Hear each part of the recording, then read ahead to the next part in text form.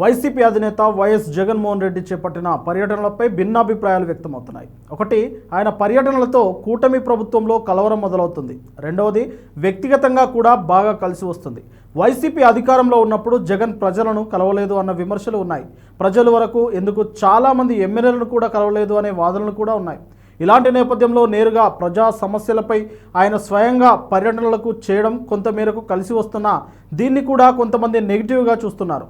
జగన్ ప్రజా సమస్యల పరిష్కారం కోసం పర్యటిస్తున్నారా, వ్యక్తిగత రాజకీయ ఇమేజ్ బలోపేతం చేసుకోవడానికి వెళ్తున్నారా అనేది రాష్ట్ర రాజకీయ వర్గాల్లో తీవ్ర చర్చనీయాంశంగా మారింది. తాజాగా కృష్ణా జిల్లాలో జరిగిన పర్యటనలో పార్టీ కార్యకర్తలు చేసిన భారీ ఏర్పాట్లు, జన సమీకరణలు వివాదాస్పదమవుతున్నాయి.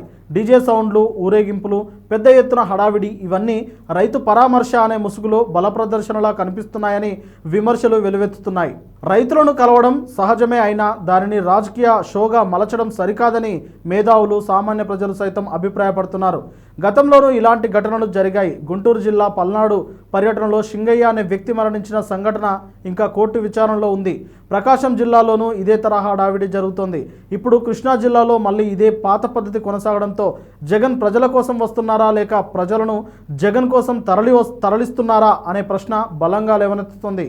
2024 ఎన్నికల్లో కేవలం 11 స్థానాలకు పరిమితమైన వైసీపీ ఇమేజ్ దెబ్బతిన్న నేపథ్యంలో పార్టీలోని సీనియర్ నాయకులు కూడా దూరమవుతున్నారు.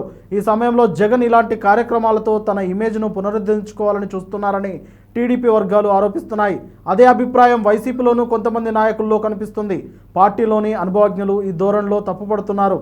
10 మంది నాయకులతో సాధారణంగా వెళ్లి రైతులను పరామర్శించి ఆర్థిక సాయం అందిస్తే చాలు, అదే హైలైట్ అవుతుంది అంటున్నారు.